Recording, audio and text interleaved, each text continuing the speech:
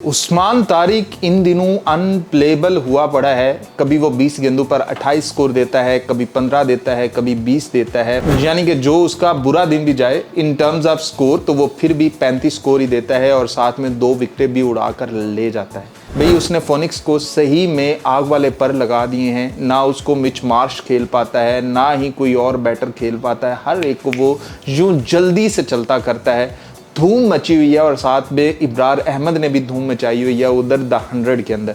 इन दोनों स्पिनर्स के बारे में जो उन्होंने सोचा हुआ था, जिस लिए टीम में रखा, वो दोनों भरपूर उसके ऊपर पूरा उतरे हैं। इब्रार अहमद भी अपनी बॉलिंग के सर के ऊपर यानी कि 20 गेंदों पर 16 स्कोर देकर 2 विकेटें साथ में निकाल कर और साथ में उस्मान तारिक वाला वो एक्शन ऐसे करके वो भी हर एक को सरप्राइज किए जा रहा है और लोग दीवाने हुए पड़े हैं इन दोनों स्पिनर्स के। शुरू में आ रहा था कि भाई मिच मार्श वगैरह हो गए या फिर टिम डेविड जो है वो एक्शन के ऊपर सवाल निकाल रहे थे, लेकिन उसके ऊपर उस्मान तारिक को डिफेंड करने के लिए खुद जो अंग्रेज हैं वही खुद आ गए कि भैया इसकी बॉलिंग के अंदर कोई एक्शन नहीं है, सिर्फ आप इसको खेल नहीं पा रहे हो इसलिए इसके ऊपर बातें करना बंद करो, अपने मुंह बंद करो।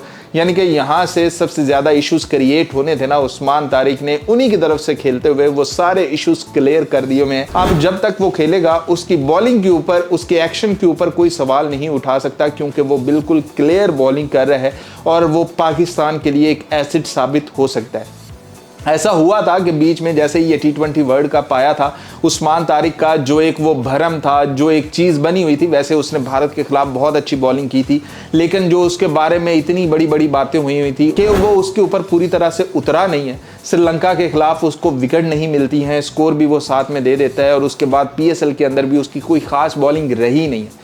लेकिन उसके बाद वो इसका कमबैक होता है, वो जाकर द 100 के अंदर सुपर्ब बॉलिंग कर रहा है। वहाँ पर प्लेयर्स जो हैं वो उसको खेल ही नहीं पा रहे हैं, वो खुद हंसते हैं कि यार ये इतनी आस्था से बॉल आ रही है, इसको क्यों नहीं मार पा रहे हैं। कभी वो इधर निकल जाती है, कभी वो इधर निकल जाती है, अगर वो मारते ही हैं तो वो कैच हो जाते हैं।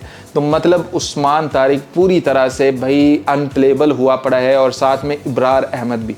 तो ये दोनों हमारे टॉप के स्पिनर हैं। 2027 का वर्ल्ड कप आ रहा है, शायद उस्मान तारिक हमारे लिए ODI के अंदर अवेलेबल ना हो, T20 के लिए अवेलेबल हो, लेकिन इब्रार अहमद तो हमारा ODI का भी असासा है।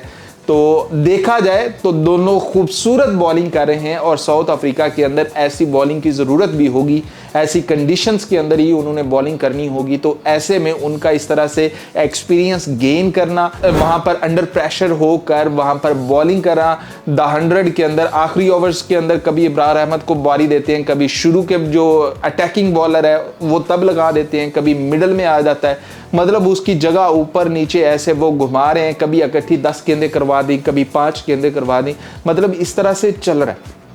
तो इब्रार अहमद अपने आप को पूरी तरह से साबित कर रहा है। साथ में उस्मान तारिक, फातिमा सना, उसने 20 गेंदें करवाई, 16 स्कोर खाए, साथ में 1 विकेट भी निकाल गई। तो पाकिस्तानी जो 200 है ना, वहाँ पर बॉलर्स तो छाए पड़े हैं। साथ में मोहम्मद आमिर, पता नहीं अब वो हमारा है कि इंग्लैंड वालों का है, लेकिन उसने भी उधर तबाही पूरी तरह से मचाई हुई है और वो भी अनप्लेबल है। लेकिन जो उस्मान तारिक की टीम है वो ऐसी है कि आप कह लो कि भाई भेड़ियों की शक्ल के अंदर एक शेर बैठा हुआ है, वो उस्मान तारिक है कि वो तो परफॉर्मेंस दिया जा रहा है, लेकिन वो जो 7 भेड़ें हैं ना वो बस चर ही रही हैं, वो कुछ और कर नहीं पा रही हैं। तो उसकी टीम ने एक ही मैच जीता हुआ है और बाकी जो 5 मैच हैं वो हारे हुए हैं। तो शायद टूर्नामेंट से ये आउट हो चुके हैं कि और कितने को ये मैच जीत लेंगे। जिस तरह की इनकी जो बैटिंग कॉम्बिनेशंस हैं वो इस जोगी नहीं है कि वो आगे लेकर या आगे प्ले ऑफ्स तक इस टीम को लेकर जा सके। लेकिन उस्मान तारिक सुपर्ब बॉलिंग कर रहे हैं।